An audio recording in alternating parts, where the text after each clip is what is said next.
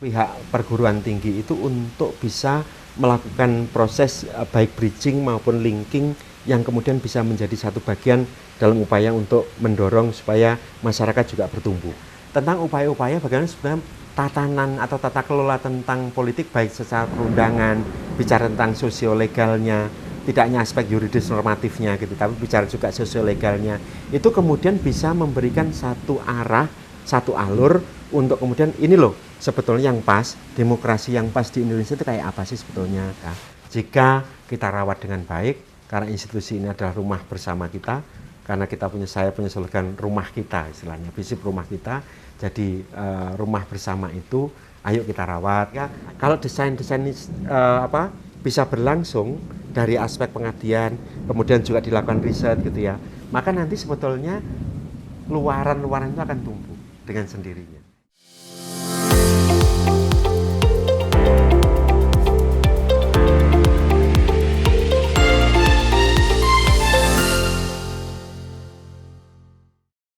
Halo teman UB, jumpa lagi di Bonsai On Podcast, tentunya ruang kita untuk berbagi cerita dari berbagai fakultas di Kampus Biru, Kampus Perjuangan.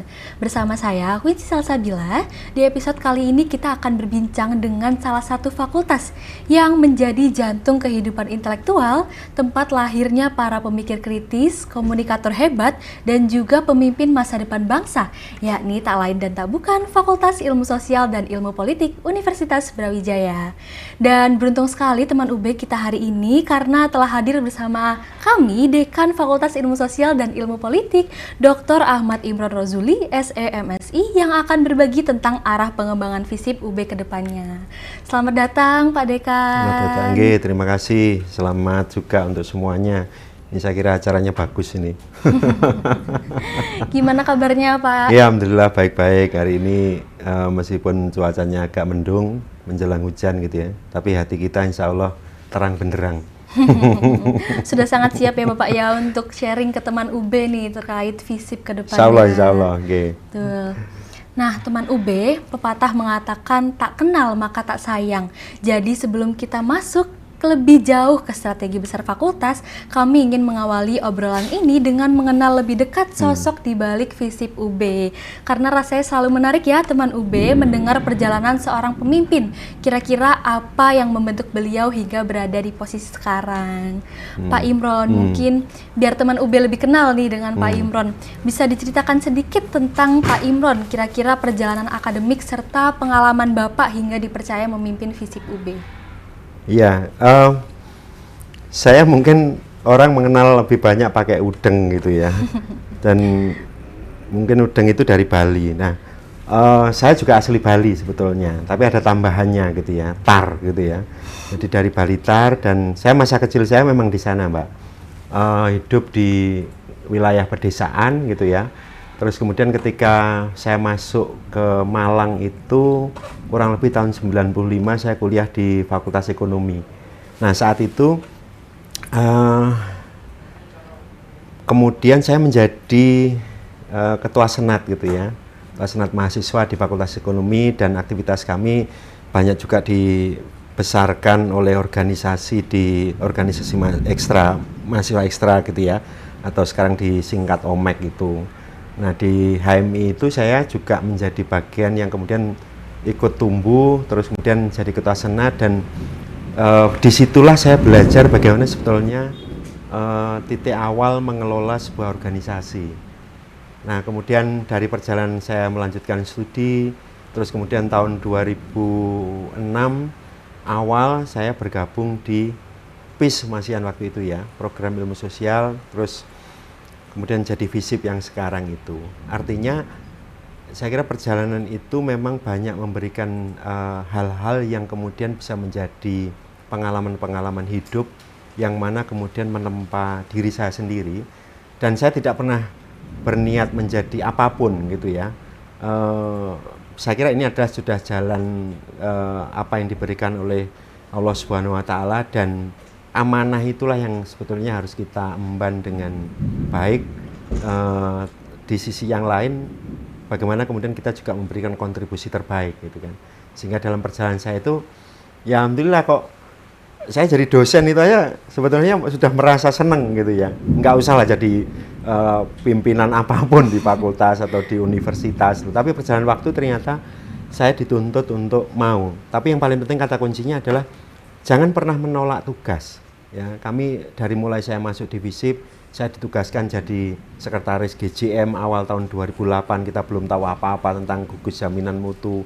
Kemudian jadi ketua di GJM juga, setelah itu beralih jadi ketua badan penelitian, dan itulah sebenarnya perjalanan-perjalanan yang harus kita terima gitu ya, tidak semata-mata kita itu langsung pengen menjadi seseorang yang kemudian dengan dorongan-dorongan yang saya kira juga agak dipaksakan misalkan. Nah dari situlah sebenarnya kemudian ketika kami diamanai untuk menjadi dekan di FISIP 2025 di bulan Juni kemarin, dalam proses pelantikan itu saya kira dari perjalanan-perjalanan waktu itulah kami banyak hal yang kemudian ya paling tidak dengan slogan kami bagaimana FISIP menjadi rumah bersama, kemudian sesuatu yang kemudian harus kita dorong untuk kemajuan institusi ini penting, meningkatkan kualitas, mutu, kemudian dan lain-lain lah. Itu saya kira menjadi hal yang didorong karena memang kita punya sumber daya yang banyak sebetulnya dan sangat potensial, hanya mungkin masih banyak yang idle atau belum disentuh lah gitu ya. Nah ini yang mungkin nanti dalam banyak hal mungkin bisa kita ini kan. Baik, luar biasa menarik sekali ya teman UB, jadi dibentuk dulu ya Bapak ya. Ya. Nah kira-kira Pak Imron nih, selama perjalanan hidup Pak Imron sendiri nih, kira-kira apa sih Pak filosofi kepemimpinan Bapak dalam mengelola fakultas yang berisi insan-insan kritis gitu Bapak, dan dinamis seperti di FISIP? Lembaga pendidikan itu pasti akan memiliki filosofi yang sangat kental yang ditanamkan oleh Ki Hajar Dewantara. Jadi ing ngarsa sung tulodo, ing madya mangon karso, tutwuri handayani, itu sebetulnya bagian-bagian yang mutlak gitu ya. Itu dalam banget makna apa yang kemudian tersurat di dalam hal-hal yang berkaitan dengan apa yang disampaikan oleh Bapak Pendidikan Indonesia itu gitu ya. Nah di dalamnya saya mencoba menerjemahkan sederhana bagaimana sebetulnya kita itu dengan banyak unsur ya kalau melihat elemen itu kan ada elemen udara, elemen air, elemen api, kan macam-macam nih gitu kan. Sehingga elemen-elemen itu sebetulnya kalau disatukan menjadi sesuatu yang atau dipandang dari sisi positif gitu ya, itu menjadi sesuatu kekuatan gitu. Maka saya tidak pernah melihat sesuatu jadi masalah bagi saya. Tapi ya tantangan gitu kan. Sehingga tantangan itu akan memberikan satu arah bagaimana sebetulnya kita mampu untuk mengkreasikan, meningkatkan nilainya dalam bahasa menaikkan kelas dalam ukuran derajat level sekolah misalkan gitu ya. Atau kemudian juga kita mampu mendayagunakan itu. Sehingga keragaman itu niscaya menurut saya, nggak ada masalah gitu ya. Tapi bagaimana kemudian kita memanfaatkan keragaman itu menjadi satu kekuatan yang bisa mendorong perubahan-perubahan yang lebih baik. Nah ini yang tatanan ini yang kami coba lakukan dengan rangkaian-rangkaian program, hal-hal apa yang sebetulnya harus kita lakukan gitu ya. Sehingga tahapannya misalnya di dalam perencanaan strategis 5 tahun gitu ya, yang kita coba matangkan, terus kemudian diturunkan di tahunan, supaya kemudian ada hal-hal yang bisa kita lihat menjadi target, kemudian dengan indikator-indikator yang ingin kita capai. Misalkan begini, kita mungkin merasakan semuanya atmosfer ekosistem akademik kita masih lemah misalkan. Maka kita harus berusaha mencari apa yang sebetulnya menjadi hal-hal yang bisa merubah situasi itu untuk menguatkan tentang iklim atau atmosfer akademik. Nah, kebaruan-kebaruan inilah dengan kondisi-kondisi yang dinamis di luar ini yang harus kita pantik. Nah, begitu kira-kira.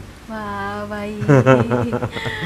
Sangat kompleks tapi juga cukup untuk merangkumkan kira-kira Pak Imron ini akan membawa FISIP ke arah mana ya teman-teman sekalian. Kira-kira tapi kalau dalam kalimat singkat nih Pak, apa sih kira-kira visi utama yang ingin diwujudkan Bapak untuk membawa FISIP UB lebih maju dan relevan lagi? Di ilmu sosial dan ilmu politik harus menjadi garda depan gitu ya, sehingga kemudian kita ingin mencetak pemimpin gitu ya, yang kemudian dalam pemimpin itu punya kapasitas manajemen, manajerial, sehingga kemudian ke depan itu bangsa ini butuh pemimpin-pemimpin yang lahir dari institusi-institusi unggul.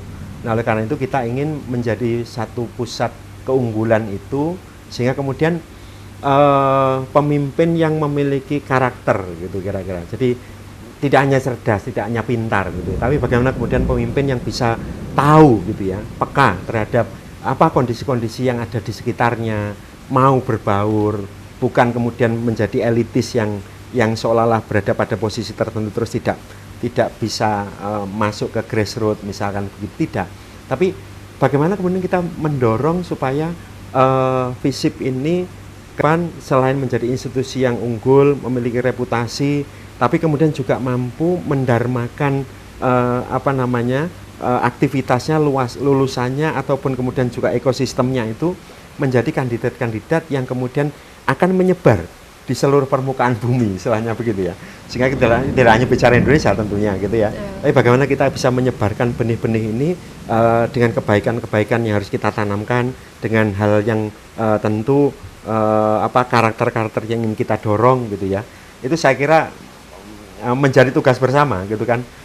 Sehingga kemudian kami dalam hal ini ada kata kunci yang kita buat, yaitu tentang sinergi, kolaborasi, kemudian di dalam hal itu interkoneksi gitu ya. Sehingga kemudian di dalam hal inilah nanti kami turunkan dalam prioritas-prioritas program apa yang harus dilakukan, sehingga kemudian semuanya tata kelolanya itu bisa berjalan dengan ya seimbang lah gitu ya. Luar biasa menarik sekali ya mendengar perjalanan dan visi kepemimpinan Bapak Imron ini. Dari situ kami serta teman-teman UB yang lain juga bisa mulai melihat nih Pak, kira-kira kemana arah fakultas ini akan dibawa. Tetapi sekarang kita akan bergeser ke langkah konkret yang sedang dijalankan oleh FISIP UB. Kira-kira Pak, apa saja sih Pak fokus program kerja dan juga prioritas utama dari FISIP UB saat ini? Ya, dalam hal menjalankan Tridharma, satu bicara tentang pendidikan pengajaran. Dalam proses ini kami harus memperkuat ekosistem pendidikan dan pengajaran, baik dari sisi semua sivitas maksud saya, antara dosen, kemudian juga di internal antara dosen, tenaga kependidikan, kemudian juga mahasiswanya sendiri. Nah, pola ini harus kemudian membangunkan semacam upaya-upaya untuk meningkatkan baik itu kapasitasnya, kemudian kualitasnya, mutunya, dan seterusnya. Sehingga dalam proses untuk pendidikan pengajaran ini saya kira menjadi satu hal yang mutlak, karena memang basis kita dalam Tridharma itu, Trisula kita itu kan ada 3 ya, ada tiga itu ya, antara pendidikan pengajaran. Nah, ini yang menjadi satu ujung tombak supaya kemudian upaya-upaya itu bisa menjadi satu gambaran bagaimana kita ingin membangun iklim akademis, bagaimana kita membangun luaran yang kira-kira betul-betul bisa satu, misalkan apa sih sebetulnya kualitas lulusan. Misalnya saya harus menyusun kerangka bahwa lulusan kita itu bukan hanya punya sertifikat dalam bentuk kertas lulusan itu namanya ijazah gitu ya, tapi ada SKPI yang tidak hanya sesuatu yang sangat teknis, misalkan dalam konteks teknis hanya bahasa dengan ini, tapi mereka harus punya soft skill lain yang kita siapkan di dalam pendamping ijazah itu atau sertifikat kompetensi pendamping ijazah itu, supaya mereka bisa betul-betul tahu gitu ya dengan perubahan-perubahan yang terjadi di luar, ekspektasi apa yang diharapkan nantinya, sehingga mereka harus menyiapkan di sini. Nah, yang kedua juga terkait dengan itu pasti harus menguatkan ekosistem riset dan pengabdian. Sehingga di dalam hal riset ini, penelitian ini, maka kemudian upaya kita itu juga menselaraskan agar riset kita itu juga memiliki dampak gitu kan, karena sekarang temanya dampak inovasi yang bisa kemudian didorong gitu kan. Nah, ini yang sesuatu yang harus kita coba raih, sehingga kemudian universitas atau kemudian fakultas atau instrumen-instrumen di dalamnya itu tidak menjadi ruang imun, tidak menjadi ruang yang kemudian terpisah dari kondisi-kondisi di masyarakat misalkan. Karena bidang kami di sosial politik itu kan memang sangat kental. Lab kami ada di lapangan gitu kan. Lab kami adalah dalam nuansa ini adalah ya di masyarakat, baik di institusi pemerintah maupun di masyarakat secara luas gitu kan. Dan ini menjadi jembatan sebetulnya pihak perguruan tinggi itu untuk bisa melakukan proses baik bridging maupun linking yang kemudian bisa menjadi satu bagian dalam upaya untuk mendorong supaya masyarakat juga bertumbuh. Nah, oleh karena salah satu slogan kami tidak boleh gitu ya.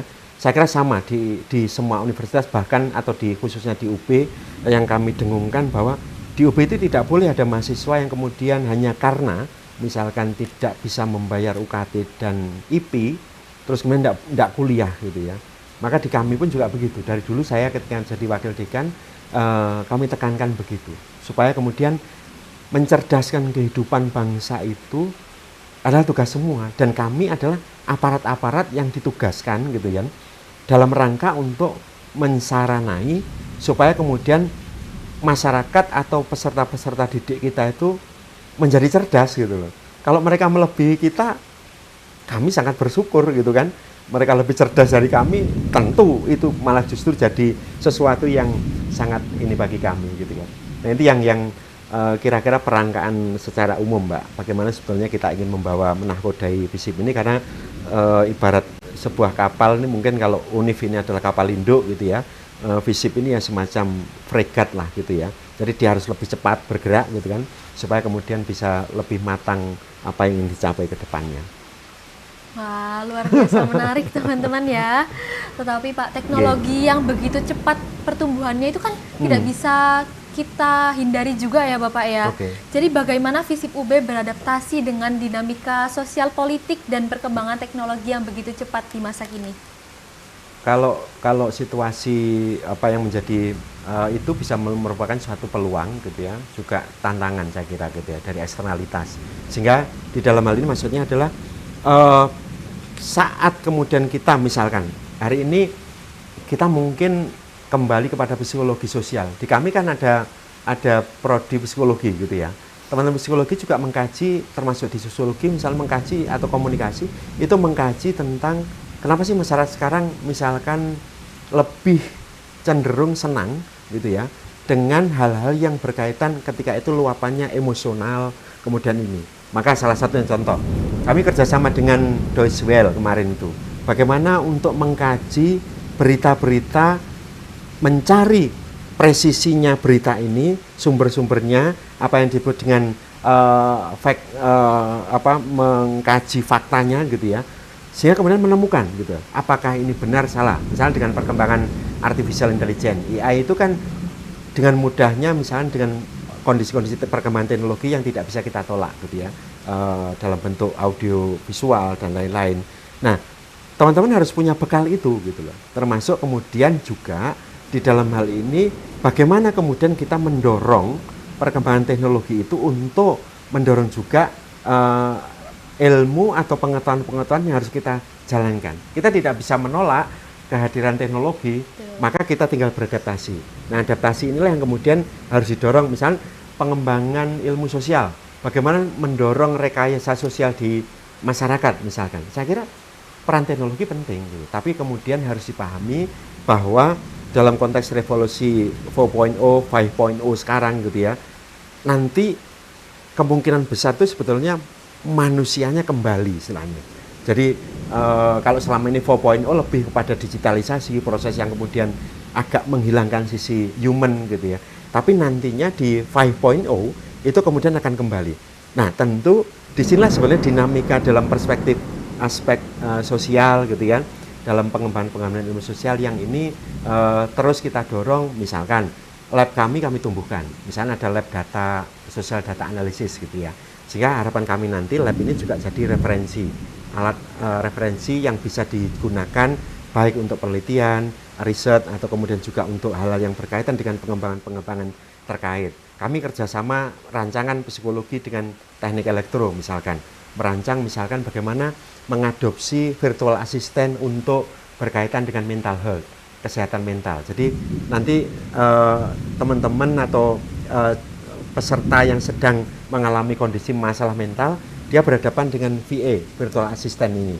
Nah, ini yang dikembangkan basisnya tentu ya dari AI. kedalamannya dengan kita bangun coding untuk hal yang kemudian bisa didorong supaya kemudian standarisasi kebutuhan gitu ya untuk kepentingan-kepentingan misalkan kayak konsultasi gitu ya, itu bisa terjadi dan orang tidak merasa segan gitu ya. Kalau berhadapan dengan orang, masyarakat kita itu kan mau cerita yang sesungguhnya kan mungkin segan misalnya gitu ya. Tapi kalau dengan virtual assistant, harapan kami neuroscience-nya kemudian lebih bisa ditangkap, mikro gesturnya dan lain-lain, misalkan mimik, nah itu bisa ditangkap seperti itu. Wah, berarti fokusnya bukan ke menghindar tapi beradaptasi ya Bapak ya? Harus beradaptasi, ya.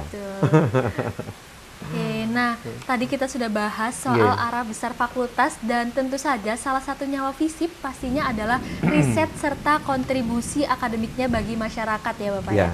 Jadi mari sekarang kita masuk ke bagian yang kalah penting, yakni dunia riset dan bagaimana FISIP berperan dalam kebijakan publik.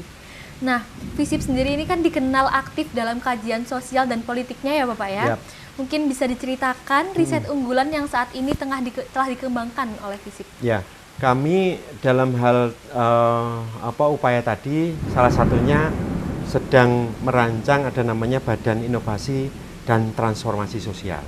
Sehingga di dalam hal ini salah satu ujung tombak kami bagaimana bicara tentang inovasi-inovasi dalam bidang sosial politik yang kemudian harapan kami misalkan dalam proses kami diskusi dengan teman-teman di level tertentu di wilayah DPR kemudian MPR gitu ya, ada persoalan sebenarnya mendasar dalam dinamika politik kita misalkan. Nah, kalau ini tidak segera kita tangkap, maka kemudian proses politik dan aktivitas politik yang di situ ada pemerintahan, ada hal-hal pengelolaan sampai mulai pusat sampai ke desa misalkan, ini yang kemudian tidak tertangkap gitu ya. Sehingga kemudian kami misalkan menjembatani itu, kajian kami berharap nanti misalnya muncul ada semacam policy brief ya, ada naskah semacam kebijakan, usulan kebijakan yang harapan kami bisa bagaimana sebetulnya menata kelolakan tentang proses politik. Mumpung durasinya masih cukup panjang lah. Proses politik itu kan tidak bisa dalam tempo pendek gitu ya. Karena masih misalnya di medium politik kita nanti di 2029 sampai 2030. Sehingga dalam kesempatan ini salah satu yang menjadi tombak peruncing kita untuk melesatkan itu, kita mengkaji dengan agak dalam, agak rutin gitu ya, tentang upaya-upaya bagaimana sebenarnya tatanan atau tata kelola tentang politik baik secara perundangan, bicara tentang sosiolegalnya, tidak hanya aspek yuridis normatifnya gitu, tapi bicara juga sosiolegalnya, itu kemudian bisa memberikan satu arah, satu alur untuk kemudian ini loh sebetulnya yang pas, demokrasi yang pas di Indonesia itu kayak apa sih sebetulnya. Sehingga ini kan butuh rangkuman dari banyak stakeholder, dari banyak pemangku kepentingan. Nah, itu yang kami dorong sekarang dengan cara kami misalkan yang di level nasional itu menghimpun. Nah, kolaborasi tadi gitu ya. Kolaborasi, menghimpun gagasan, ide, tapi kemudian juga membuat rencana-rencana tindak lanjut. Misalkan dengan institusi MPR, dengan DPR, kemudian juga pada level-level sampai ke level desa misalkan gitu ya. Ini yang kami himpun. Karena kita tidak ingin neraca politik kita ke depan gitu ya, itu kemudian karut-marut karena usia kita itu semua masih pendek. 80 tahun itu bukan usia yang sepuh, usia yang tua bagi sebuah negara gitu ya, tapi adalah usia yang masih sangat muda. Nah, oleh karena itu di dalam hal ini bangunan-bangunan secara fondamen itu kami harapkan bisa muncul gitu ya dari kami yang kira-kira bicara tentang pada aspek-aspek bagaimana diskurs, kemudian juga opini, kemudian juga kebijakan-kebijakan publik yang harus disusun oleh bersama oleh semua pemangku pihak, kepentingan-kepentingan yang kira-kira ke depan ya sejalan lah. Kami sepakat misalnya dengan apa yang disampaikan Pak Presiden gitu ya, misalkan dalam konteks banyak hal itu saya kira negara ini memang butuh pembenahan gitu ya, termasuk dengan upaya-upaya yang dilakukan kami sangat mendukung, meskipun juga di sisi yang lain daya kritisisme kita tetap harus ditumbuhkan gitu ya, bagaimana kampus menjadi ruang akademis pengkajiannya, tapi tidak kemudian hanya bicara sebuah kritis yang tidak ada isinya, tapi kemudian juga sesuatu yang kemudian harus kita juga punya alternatif, kira-kira jalan pemikiran, atau kemudian juga hasil kajian, hasil riset kita seperti itu. Wah, luar biasa menarik. Tapi ngomong-ngomong soal pemerintahan dan kebijakan publik nih Bapak, bagaimana Visip UB ini berperan langsung dalam memberi rekomendasi maupun masukan kebijakan bagi pemerintah daerah maupun nasional? Nah, ini yang sedang kami rancang dengan beberapa teman-teman dari fakultas gitu ya, lain maksud saya. Kami sedang menyiapkan apa yang disebut dengan Asta Bakti UB. Ya, Asta Bakti UB, Asta itu 8. Jadi 8 Bakti UB. Nah, 8 Bakti UB itu adalah satu gambaran bagaimana kemudian menghilirisasi gitu kan upaya-upaya itu dalam bentuk program-program yang memiliki maslahat. Karena kita punya SDG Center misalkan. Kemudian kita punya Green Campus, UB Green Campus misalkan. Terus kemudian kita punya ahli-ahli di ketahanan pangan. Kita punya ahli-ahli di perikanan. Nah, kalau ini bisa kita satukan, maka kemudian dampak secara ekonomi nanti pasti akan terjadi. Nah, maka kemudian kami menyusun Asta Bakti UB itu mencakup di sebagai pilot gitu ya. Itu berada di area Bromo Tengger Semeru. Misalnya ke bawah gitu ya. Jadi di wilayah area Malang Raya bagian timur gitu kan. Sehingga kemudian harapan kami nanti misalkan di atas kita bicara konservasi kebudayaannya, masyarakat budaya masyarakatnya, peradaban sungai, kemudian juga bicara tentang ketahanan irigasi, ketahanan pangan, kemudian juga sumber daya sungai. Nah, ini yang menurut saya niscaya harus didorong supaya kemudian kita tuh memiliki kontribusi legacy yang bukan sesuatu yang hanya physically, tapi manfaat itu legacy gitu ya. Manfaat itu legacy. Sesuatu yang kemudian bisa nanti, oh teman-teman pertanian, oh di sana loh proyek kami berkaitan dengan tahan pangan. Kemudian teknik elektro misalkan melalui energi mikrohidro, misalkan listrik mikrohidro bisa ditumbuhkan juga. Kemudian mengatur dengan IoT untuk pengairan irigasinya misalkan. Ini kan butuh pendekatan-pendekatan bersama gitu ya. Sehingga kenapa kami mengambil kawasan area sini, ayo kita jadikan dulu ini sebagai pilot bersama gitu ya. Nanti adik-adik mahasiswa akan belajar ke situ. Ya, untuk kemudian apa? Oh, sisi di tata kelola pemerintahannya, di masyarakat desanya, teman-teman Fakultas Ekonomi juga bisa bagaimana mendorong peningkatan hasil dari apa yang sudah dilakukan aktivitas ini supaya kemudian kegiatan ekonominya juga bisa tumbuh, ekosistem ekonominya jalan. Kita punya Koperasi Desa Merah Putih, kemudian punya SPPG misalkan gitu kan, kemudian juga ekosistem pertaniannya yang hulu ditata oleh teman-teman baik dari FTP, kemudian juga dari pertanian misalkan, aliran sungainya teman-teman perikanan misalkan, bagaimana kehidupan biota sungai supaya tumbuh, sehingga orang itu adik-adik kita nanti punya, anak-anak kita nanti punya gambaran ternyata sungai itu bisa bersih ya, nggak kayak melihat sekarang gitu loh, kalau kita perang juga melawan sampah kan begitu kan, sehingga kemudian ini yang harus kita lakukan gitu loh. Kalau enggak nanti tahun 25 itu lewat, nanti 26 lewat lagi kan begitu. Maka kami akan canangkan secara konkret Mbak, nanti di pertengahan ini kita ngundang dari baik kementerian, instansi terkait gitu ya. Semua instansi yang kami sedang data itu baik TNI, Polri, pemerintah daerah, BPWS gitu ya. Nanti kita kumpulkan dalam sebuah forum. Nah, disitulah nanti tadi yang saya maksud sinergi, kolaborasi, interkoneksi itu akan menghasilkan sesuatu. Tapi di balik itu sebetulnya riset kita juga memiliki dampak, gitu. Jadi kampus ini juga memiliki ruang untuk kemudian apa yang harus dilakukan. Tidak hanya kemudian masalah sampah gimana ya cara menyelesaikannya, tidak. Tapi bagaimana action secara real gitu ya yang ini kita lakukan sehingga masyarakat itu akan tergerak juga nanti. Sehingga mungkin namanya ada prokasi, program dulu program kali bersih, ada lagi hal-hal yang bagus sebetulnya. Karena sekarang kalau hujan begini misalkan mikroplastiknya juga ikut.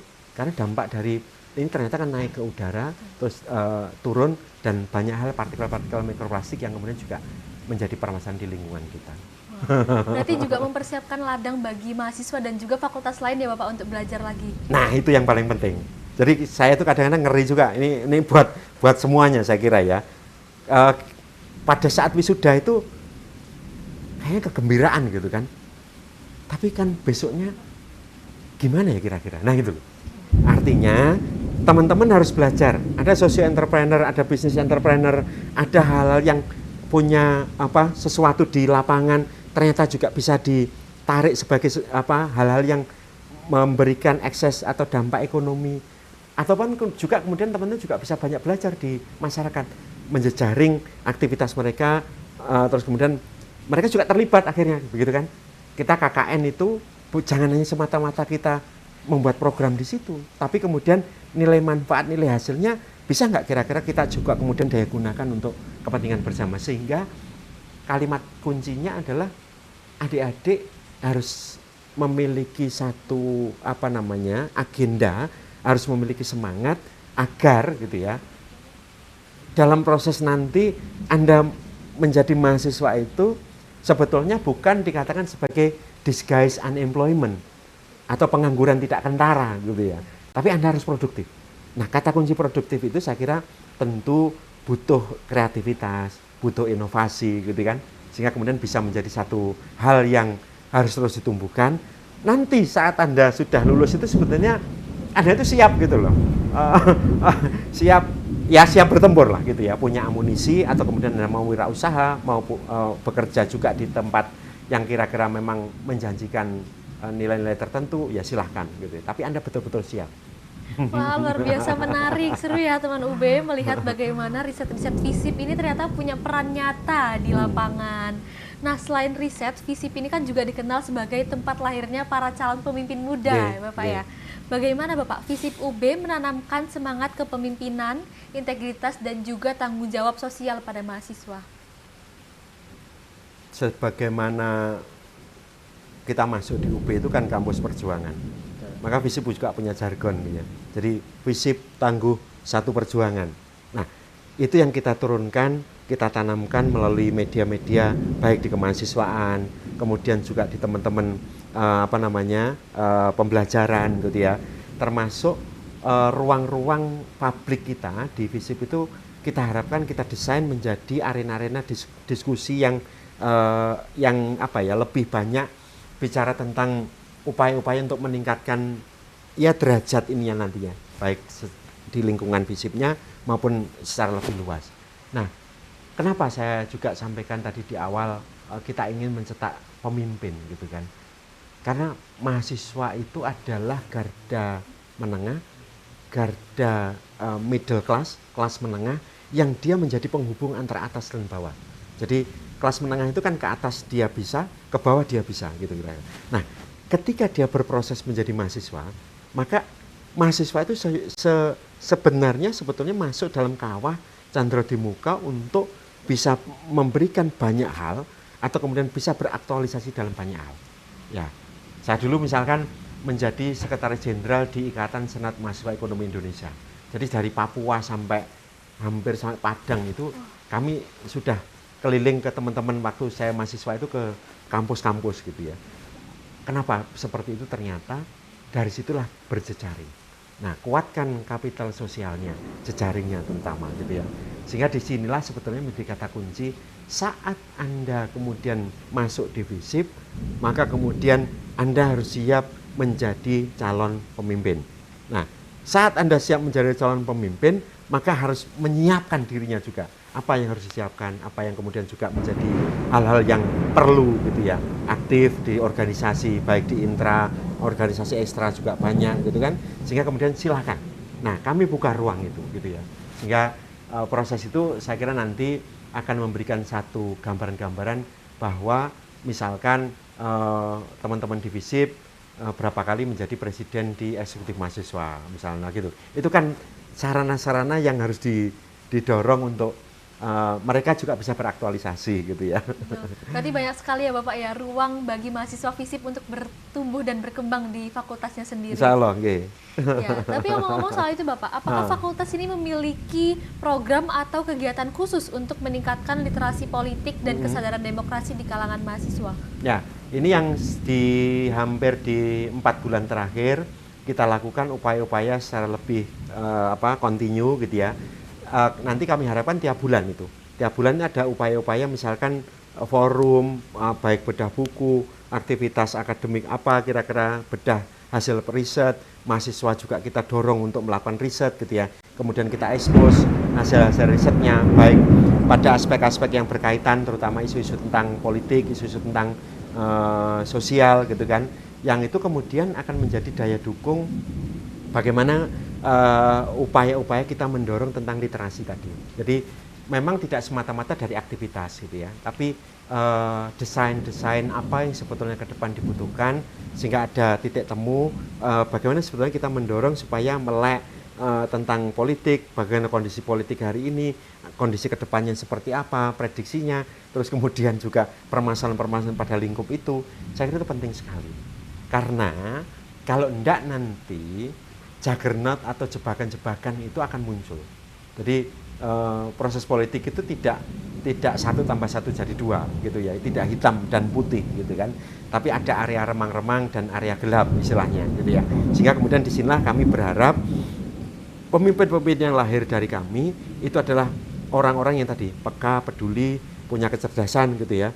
Terus kemudian juga mampu bagaimana kemudian beradaptasi dengan situasi-situasi yang tumbuh. Tapi kemudian juga punya karakter. Nah, gitu yang paling penting juga gitu kan. Sehingga kemudian dalam konteks literasi saya kira memang fasilitas oke lah. Di UB ini saya kira sudah sangat ruang yang sangat komplit gitu ya. Makanya saya bilang kadang-kadang guyonan, ya adik-adik kadangnya yang perlu latihan lah demonstrasi itu. Biarkan aja demonstrasi itu. Jadi bukan kemudian kita harus tidak ada demo, jangan.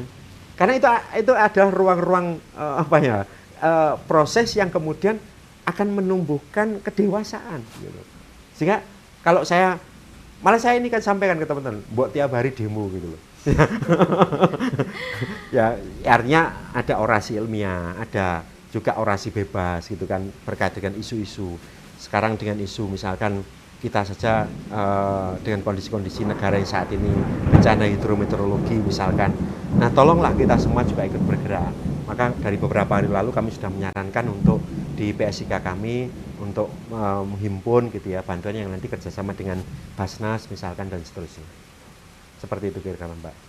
Wah, kalau kata Gen Z sekarang well prepare ya Bapak ya. Wah gitu ya. Kira-kira kalau dari Pak Imron sendiri nih Pak, gimana pandangan Bapak tentang peran generasi muda FISIP dalam menghadapi tantangan sosial politik di masa depan? Dengan sumber daya yang saya kira melimpah dan banyak gitu ya, dan itu punya kapasitas yang prestasi yang terus tumbuh, saya melihat di kami itu juga beragam ya segmennya, misalnya teman-teman dari duta-duta di tingkat pemerintahan misalkan, atau kemudian juga hal-hal yang berkaitan dengan hasil-hasil prestasi yang baik minat bakat, atau bahkan dalam konteks hard skill keilmuannya di sosial politik gitu ya. Debat misalkan, kemudian juga beberapa kali kami ikut dalam aktivitas-aktivitas yang diselenggarakan oleh baik di level pemerintahan maupun penyelenggara pemilu atau apapun gitu ya. Kalau saya melihat di situ sebetulnya mereka punya sumber daya yang luar biasa. Tinggal how to manage gitu ya. Aset ini kalau di-manage dengan baik gitu kan, maka kita itu tinggal menikmati hasilnya kira-kira. Nah, cara memanage itu tentu pikiran-pikiran kita harus disatukan sehingga kemudian menjadi rangkaian. Misalkan kami sedang mendorong bagaimana supaya muncul banyak proposal-proposal untuk PIMNAS misalkan. Maka kami harus habituasi ini supaya apa nanti kalau ini berhasil, maka capaian-capaian prestasi secara akademik itu akan inline. Terus kemudian yang kedua, sekarang karya ilmiah di tugas akhir tidak hanya skripsi. Ada produk audiovisual boleh, proyek kemanusiaan boleh ini.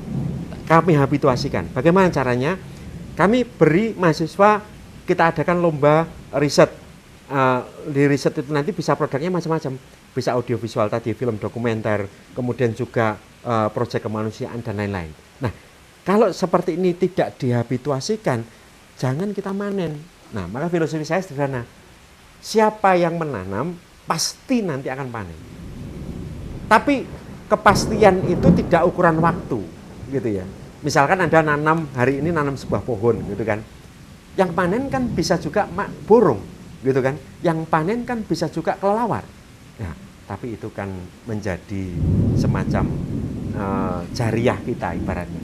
Kalau pohon itu terus tumbuh, menghasilkan sesuatu, oksigen itu kan jariah juga gitu. Makanya ini yang kadang-kadang tidak semata-mata maksud saya dalam konteks material tidak gitu. Tapi kami menanamkan juga bagaimana adab ya dalam proses interaksi. Ini yang juga penting. Artinya adab dan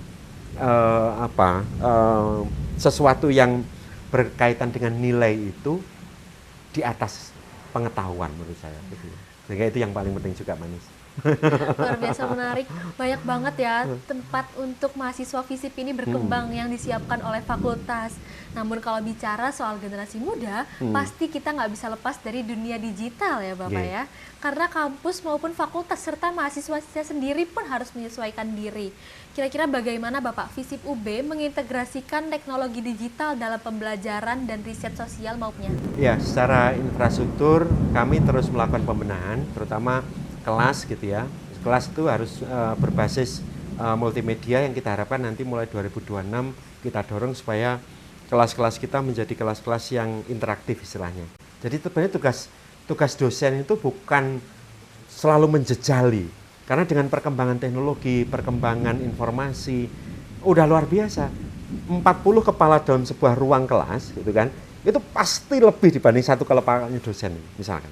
Sehingga dosennya sebenarnya tinggal memfasilitasi, lebih banyak kemudian dari konteks itu bagaimana sebenarnya menumbuhkan kreativitas berpikir, daya kritis, daya nalarnya supaya tumbuh gitu kan. Hanya seperti itu saja sebetulnya. Nah, logika ini tersambung ketika dengan perkembangan teknologi, misalkan ketika kita memberikan penugasan itu kan seringkali mungkin dengan basis AI sekarang banyak media-media yang bisa digunakan oleh adik-adik atau teman mahasiswa gitu ya. Nah, kalau tidak hati-hati, jebakannya nanti menjadi sangat pragmatis akhirnya. Jadi tidak mau berpikir, tidak mau ini, hanya bertindak, pokoknya mendapatkan sesuatu. Nah, ini yang sedang kita jaga juga. Upaya itu kami jaga melalui beberapa lab yang sedang kami desain, misalkan ada namanya hub, lead hub gitu ya. Jadi untuk masalah pengembangan bahasa. Sehingga kami tidak hanya bicara bahasa asing dalam konteks bahasa Inggris, tapi kami nanti bicara mengembangkan, kami kerjasama dengan Iran, kedutaan besar Iran misalkan sedang menyusun Iran Corner misalkan. Nah, ini kan mereka teknologinya juga sudah tumbuh. Nah, nanti yang juga akan mentransfer bagaimana sebetulnya mempelajari tentang pengetahuan-pengetahuan masa lalu gitu ya, yang cerdas, local indigenous knowledge indigenous gitu atau indigenous knowledge gitu ya, yang kemudian bisa kita reaktualisasikan dalam konteks sekarang misalkan. Nah, termasuk dalam perspektif bagaimana sekarang perkembangan era digital gitu ya. Sehingga dengan perkembangan AI kami harus punya antisipasi nih. Kan sekarang dosen tugasnya lebih banyak ditulis akhirnya, ditulis tangan maksudnya gitu kan. itu salah satu sarana misalkan supaya adik-adik juga paham, maksudnya membaca dulu baru kemudian menindak untuk menulis misalkan. Jadi tidak hanya copy paste, tidak hanya langsung membuat dari prompt-nya di ChatGPT misalkan, tidak gitu ya. Tapi kemudian mengajak berpikir supaya kemudian nalar-nalar logis itu terbangun dan konstruksi pengetahuan itu kemudian terus naik gitu ya. Bukan hanya kita hanya latah istilahnya. Pokoknya ngambil gitu kan atau meniru gitu, tidak gitu ya. Nah, itu yang kami harapkan nanti kami dorong dengan beberapa media-media, misalnya kami mau menghidupkan kembali ruang-ruang media yang ada di FISIP itu, misalnya kayak kita di SMA dulu apa namanya itu, majalah dinding itu, mading gitu ya. Karena ternyata itu juga masih kemudian menjadi sesuatu yang perlu gitu kan. Jadi tidak kemudian semuanya harus berbasis audiovisual digital, enggak gitu ya. Ruang-ruang yang konvensional ternyata juga masih penting. Wong ngopi aja kan nggak bisa ngopi virtual kan. Ya, betul. Baik teman UB, jadi kontribusi FISIP ini juga pasti terasa lewat program-program pengabdian masyarakat yang akan datang juga ya Bapak ya. Ini bagian yang seringkali jadi wajah nyata kampus di tengah masyarakat. Kira-kira bagaimana Bapak FISIP UB memetakan kebutuhan masyarakat sehingga program pengabdiannya nantinya benar-benar menjawab persoalan yang ada di lingkungan. Nah, ini yang salah satu yang kami pentingkan juga di antara, kan Gini kira-kira, kalau saya membaca historis tadi gitu ya. Dulu orang Eropa itu ke kita karena wilayahnya itu dikunci di laut Mediterania atau Laut Tengah itu dikunci oleh kerajaan atau Venesia dengan Ottoman, Turki gitu ya. Sehingga mereka mencari celah lain. Itu di sekitar tahun 1500-an awal lah gitu ya. Portugis, Spanyol mencari jalan lain. Untuk apa kira-kira? Mencari rempah-rempah. Nah, obsesi kita hari ini berbalik. Kita mungkin punya orientasi Scopus gitu kan, boleh lah gitu ya. Tapi unsur pengabdiannya dalam konteks bagaimana kemudian juga memberikan ruang yang lebih kepada masyarakat gitu ya. Jangan hanya berburu rempah-rempah tadi, yang sekarang kita berganti berburu Scopus gitu kan, supaya H indeksnya naik gitu kan ya kira-kira. Nah ini saya juga ya silahkan lah gitu ya, monggo aja pada sisi itu karena juga untuk kebutuhan reputasi, ranking universitas gitu. Tapi sisi tentang pengabdian ini harus kami tata. Satu, bagaimana kemudian mendorong adik-adik mahasiswa memahami situasi-situasi yang ada di masyarakat. Maka FISIP punya namanya FISIP Bakti Desa ya, FBD yang harapan kami nanti ini akan semakin menyebar. Bagaimana caranya? Secara teknis kami harus bekerja sama dengan pemerintah desa, satu. Kami harus bekerja sama dengan pemerintah daerah setempat. Sehingga kemudian kontribusinya itu bukan kita seolah-olah memberikan sesuatu, tapi ini atas dasar kesepahaman. Menjalin konsensus atau kesepahaman itu, maka kemudian adik-adik itu juga akhirnya ngerti gitu ya, Pak. Kita bukan semacam memberi charity gitu ya, tapi mengkreasikan sesuatu yang ada di situ supaya ini terus naik derajatnya gitu ya. Tadi yang saya singgung tentang naik kelas gitu ya. Nah, maka mulai 2023 itu kita sudah melaksanakan itu sebetulnya. Nah, nanti desain ke depan ini kami tata lebih bagus supaya kemudian nanti sustainnya juga tumbuh. Misalkan, praktikum kita arahkan juga ke situ untuk praktek lapangan. Kemudian juga ada FBD, ada penugasan-penugasan atau apapun gitu ya. Tapi lingkupnya sudah kita perlebar. Misalnya tidak hanya Malang Raya, tapi sudah plus ke area-area sekitarnya. Ya, Keren sekali, luar biar biasa. adik-adik itu ya ngopi boleh gitu ya, tapi jangan terlalu sering ya. Biar lebih sibuk lah istilahnya. Omong-omong soal berburu Scopus nih Bapak, apakah ada model pengabdian masyarakat berbasis riset yang sedang dikembangkan saat ini? Yang berjalan, yang sedang kami susun tadi yang kami sebut dengan Asta Bakti itu. Wow. Jadi Bromo Tengger Semeru Project istilahnya gitu ya. Nanti di balik itu ada juga dari konteks pengabdian nanti kami harus masuk pada area-area khusus di situ gitu ya, yang sebetulnya upaya ini adalah bagian dari social re-engineering atau rekayasa sosial. Sama pembangunan itu juga social re-engineering gitu ya, proses pembangunan atau perencanaan pembangunan itu. Sehingga kemudian dari sini dengan perencanaan yang baik, harapan kami nanti ini menjadi area-area riset yang bisa kita tawarkan baik pada internal kita maupun kepada eksternal. Eksternal itu siapa? Mungkin dalam konteks visiting professor nanti, atau kemudian visiting lecturer kita join, nanti mereka juga risetnya di sini. Tapi kita siapkan areanya. Plus dengan mungkin tenaga-tenaga ahli yang sudah ada di kita. Sehingga kalau desain-desain bisa berlangsung dari aspek pengabdian, kemudian juga dilakukan riset gitu ya, maka nanti sebetulnya luaran-luaran itu akan tumbuh dengan sendirinya. Jejaringnya, globalizingnya universitas itu akan tumbuh juga gitu ya. Sehingga kalau ini bisa dirantai dalam banyak program yang kira-kira nanti bisa saling beririsan gitu ya, punya irisan gitu, maka insya Allah mudah sebetulnya untuk bisa mendorong UB itu tumbuh bersama, melesat sesuai dengan apa namanya, UB melesat. Namun kalau tadi kita ngomongin kontribusi ke masyarakat, sekarang kita balik ke jantungnya fakultas ya Bapak, yaitu mahasiswanya sendiri. Karena sehebat apapun program, ujung-ujungnya semua itu juga kembali ke bagaimana fakultas menyiapkan generasi mudanya. Kira-kira bagaimana Bapak FISIP UB mendukung pengembangan soft skills dan kepemimpinan mahasiswa agar siap menghadapi dunia profesional? Ya, di aspek akademik dan Kemhas kemahasiswaan gitu ya, kami memberikan challenge, tantangan gitu ya. Kami itu punya, saya gitu ya, itu kan punya 3 wakil. Pak Prabowo aja hanya punya 1 wakil loh. Dekan itu punya 3 wakil, kan lebih enak sebetulnya. Kami memberi challenge begini.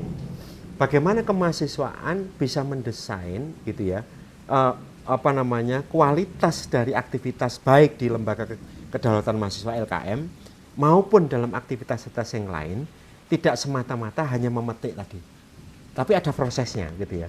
Misalkan adik-adik itu kenapa sih kok bisa berhasil di sini gitu ya, maka ini harus dirancang kan, baik akademik, minat bakat, non akademik misalkan, kemudian juga ada hal dan prestasi-prestasi yang ingin ditumbuhkan gitu ya. Karena input kita itu sebetulnya sudah bagus, tinggal sedikit dipoles. Maka kemudian di UP saya sepakat itu ada manajemen talenta namanya. Nah, talenta kita itu tinggal di, kayak bahasanya sepatu itu disemir lah gitu ya. Udah mengkilap kok sebetulnya. Nah, supaya tetap mengkilap dan kemudian bisa terus naik nilai derajat mengkilapnya tadi, maka kemudian kan harus dirawat gitu kan. Betul. Seperti tanaman tadi loh, Mbak. Jadi Mbak Isti, kalau tanaman dari dirawat, insya Allah nanti juga memberikan hasil, kan begitu. Nah, maka di sini misalkan kami memberikan challenge itu, tantangan supaya teman-teman harus memikirkan, mengkreasikan, mendokumentasikan dalam bentuk program yang kemudian itu tertata. Ya, jadi mulai setahun kan bukan mulai Juni sampai Desember, tapi setahun itu adalah mulai Januari sampai Desember. Maka dari sini kami nanti membagi 3 termin. Ya, 4 bulan pertama, 4 bulan kedua, 4 bulan ketiga misalkan, atau kami membagi 3 termin, 4 termin itu dalam 3 triwulanan misalkan. Nah, kalau di situ berjalan, maka sesungguhnya apa yang kita harapkan dalam upaya untuk mendorong, oh ini loh identifikasi mahasiswa, hasil mereka sudah punya ini gitu ya, dengan hal-hal yang tadi kita maksud untuk mengembangkan arah mereka maunya seperti apa, termasuk misalkan tadi mengembangkan sertifikasi. Ya, kan kami ada komunikasi, psikologi, kemudian hubungan internasional misalkan, kemudian juga di sosiologi pemerintahan di S1 nggih, sama politik.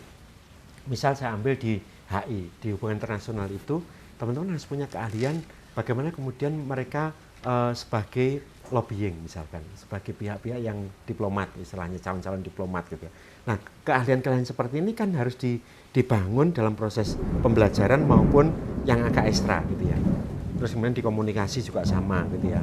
Yang ke depan harapannya memang ada semacam LSP-nya, lembaga sertifikasi profesi. Ini sedang kita susun untuk yang psikologi juga, untuk profesi yang psikologinya. Sehingga kemudian adik-adik itu punya bekal gitu ya. Termasuk yang lain di sosiologi, misalnya yang pemberdayaan atau pendamping atau apapun bahasanya di situ. Kemudian yang di politik dan pemerintahan juga sama. Ya, sehingga titik akhirnya artinya sebetulnya talenta-talenta yang bagus, yang sudah berlangsung, yang sudah ada itu tinggal bagaimana kita meningkatkan supaya kemudian mereka bisa lebih beranjak dari kondisi yang ada sekarang, bisa naik terus gitu. Luar biasa menarik. Omong-omong soal dipoles supaya tetap mengkilat nih Bapak ya. Apakah fakultas sendiri memiliki program khusus terkait career development, internship maupun mentorship bagi mahasiswa? Ada yang kemudian sudah berjalan ya. Dalam hal itu tadi kami menjalin beberapa institusi di luar FISIP. Misalnya di kemarin kami mengumpulkan dari pihak-pihak lembaga misalnya untuk kebutuhan-kebutuhan nanti internship misalnya gitu ya, dari media, kemudian juga dari pemerintah daerah, kemudian juga dari korporasi-korporasi baik BUMN, swasta gitu kan. Ini menjadi arena yang kita siapkan. Untuk apa? Saat mereka magang itu sebetulnya sudah ada bekal. Ada semacam persiapan gitu istilahnya, supaya nanti ketika magang di tempat A, misalnya waktu kami sounding dengan SKK Migas misalkan, di situ juga ada teman adik kami, mahasiswa kami maksudnya, itu yang magang di situ, sehingga kemudian dia bisa memberikan nanti untuk meneruskan ini, menularkan ini. Ada alumninya juga misalnya di Pertamina, yang ini kami minta untuk memberikan bagaimana sih gambaran aktivitas di Pertamina dan lain sebagainya misalkan, atau di BUMN maupun korporasi-korporasi yang lain yang sifatnya adalah arena-arena itu menjadi arena belajarnya, sehingga kemudian nanti ketika mereka siap gitu ya, insya Allah mencari instansi atau cara mereka untuk bisa terlibat dalam dunia kerja itu tidak terlalu sulit lah gitu ya. Terus kemudian juga banyak di adik-adik kita, lulusan kita yang di Senayan misalkan, baik di lembaga MPR, di DPR, DPD, kemudian juga di kementerian misalkan. Nah, ini yang terus harus kita dorong supaya kemudian tadi bisa menjadi satu jembatan bahwa nanti ketika internship, magang, atau kemudian juga proses-proses pengembangan kapasitas itu yang harus kita rangkul supaya kemudian mereka punya sesuatu tempat dan nanti arah-arah kita adalah ya mereka, oh inilah pilihanmu, pilihan itu. Maksudnya nggak semuanya bisa tercakup semuanya gitu ya. Dari mahasiswa-mahasiswa yang telah dibentuk ini tadi Bapak, kira-kira menurut Bapak sendiri karakter seperti apa yang ideal dimiliki oleh lulusan FISIP UB di masa depan? Dalam konteks kapasitas menjadi pemimpin tadi, maka kemudian pasti kemampuan komunikasi. Jadi esensi dari leader itu adalah komunikasi. Nah, di dalam komunikasi itu jika dia juga mampu secara manajerial, gitu ya. Jadi aspek pengelolaan, bagaimana sih mengelola organisasi, kemudian mendinamisir, meningkatkan hal-hal yang berkaitan dengan upaya-upaya yang diraih dalam tujuan organisasi. Itu saya kira adalah profil lulusan yang kita harapkan menjadi satu bagian yang tidak terpisahkan dalam semua prodi yang ada di FISIP, baik jenjangnya S1, S2 maupun S3 gitu ya. Sehingga kemudian dengan harapan ini mimpi tentang mereka menjadi pemimpin itu menurut saya bukan sesuatu yang mustahil gitu ya. Karena memang bidang sosial dan politik itu sebetulnya sangat erat ya terkait dengan hal aspek-aspek itu. Misalnya mau pemimpin di tingkat desa, di level-level supra desa atau naik ke sampai di pusat pun saya kira tidak ada masalah. Nah, proses itu mahasiswa FISIP itu makanya kan harus kritis gitu ya. Memang mahasiswa FISIP harus kritis. Nggak kritis juga FISIP gitu kan. Cara ini, tapi kritisnya harus berisi istilahnya. Harus punya, jangan hanya teriak istilahnya. Tapi kemudian beberapa hal itu harus teman-teman juga memiliki sesuatu yang konstruktif gitu ya. Terus kemudian juga bernilai gitu kan. Sehingga kesannya berisi. Jadi teriak tapi kemudian juga memiliki sesuatu yang di dalamnya itu ada hal yang memang mau dikontribusikan. Juga tadi yang saya bilang, kami harapkan nanti per Januari misalkan gitu ya, karena ini sudah akhir tahun Din ya, maka kemudian kami harapkan nanti di ruang-ruang pabrik di FISIP itu jadi arena-arena untuk yang mimbar akademis, kemudian juga mimbar bebas, ataupun juga aktivitas misalnya bedah buku, di ruang-ruang yang agak terbuka. Jadi kita mulai mengurangi ruang-ruang sekat-sekat tertutup supaya kemudian tidak hanya orang yang terlibat di dalam itu, tapi kemudian nilai sosialisasinya itu juga terasa gitu ya. Jadi terlihat gitu ya maksudnya ya. Jadi desain-desain itulah yang kita harapkan nanti didukung oleh semua pihak yang ada di FISIP, sehingga kami dari segenap stakeholder, dosen maupun segenap pimpinan maupun segenap para tendingnya dan teman-teman mahasiswa itu sering ada hearing, ada ini, kita minta masukan gitu ya. Kadang saya duduk-duduk terus minta ngobrol dengan adik-adik supaya kami dapat insight. Bagaimana sebetulnya keinginan-keinginan mereka gitu ya. Bukan hanya kami maksudnya gitu ya. Nah, kami kan golongan kolonial gitu kan. Pasti nanti dianggap kenil gitu kan. Wah, luar biasa, benar-benar menarik ya teman UB. Nah, setelah membahas banyak sisi, mulai dari kurikulum, riset, organisasi, sampai pengabdian, pasti ada gambaran besar soal kemana FISIP ingin melangkah. Dan tentu saja setiap langkah pasti ada tantangannya. Jadi kita tutup pembahasan inti episode kali ini dengan melihat masa depan FISIP UB. Kira-kira Pak Imron, sebagai dekan nih Pak, apa tantangan terbesar yang saat ini dihadapi oleh FISIP UB, baik dari sisi internal maupun eksternal? Kalau sisi internal saya kira memang refleksi ya. Jadi kesatuan langkah itu berbaris itu ternyata memang harus dilatih. Saya seringkali guyonan begini. Kalau orang kita itu barisnya tertib, maka seorang imam ketika mau sholat itu tidak perlu noleh ke belakang misalkan, lurus rapatkan. Tapi kalau kita sudah terbiasa, hal seperti itu akan langsung istilahnya. Maka semua orang saya kira punya potensi, tapi bagaimana kemudian menggabungkan itu dalam satu irama, satu barisan, sehingga kesan kemudian bahwa semangat untuk maju itu yang terlihat atau menjadi harapan semua itu tidak mungkin tanpa mereka juga merasa tidak mau terlibat gitu ya. Dalam sebuah ruang misalnya formasi barisan, kalau kosong itu tidak elok, maka kemudian harus berisi gitu ya. Nah, berisi itu berarti kami saat ini dipercaya menjadi lokomotif, menjadi istilahnya di dalam sebuah kereta api itu sebagai turbin atau engine-nya gitu ya, mesin pendorongnya gitu ya. Sehingga kemudian kami harapkan ya ini satu gerbong istilahnya, bergerak untuk kemudian kita bersama-sama mencapai satu tujuan apa yang diharapkan. Nah, kalau seperti itu kira-kira nggak usah menunggu 5 tahun ya. Saya kira 2-3 tahun ke depan wajah kita pasti berubah ya, menjadi lebih baik, secara kualitas juga akan lebih tertata, dan kami juga tidak ingin hanya narasi, orasi, tapi harus kita materialkan nanti. Nah, proses inilah yang disebut kami sedang membangun tata kelolanya, melibatkan banyak pihak, mendorong mereka lebih tumbuh gitu ya, supaya ruang itu menjadi ruang bersama, yang itu kemudian memberikan kegembiraan gitu ya. Jadi kalau orang ke kampus gembira, senang, itu saya kira akan menjadi satu maslahat, niat yang kemudian dorongan doa-doa baik itu saya kira akan menjadi satu peletup semangat kita untuk menjaga apakah bicara tentang semangat ilmiah, integritas, atau kemudian juga langkah-langkah ke depan.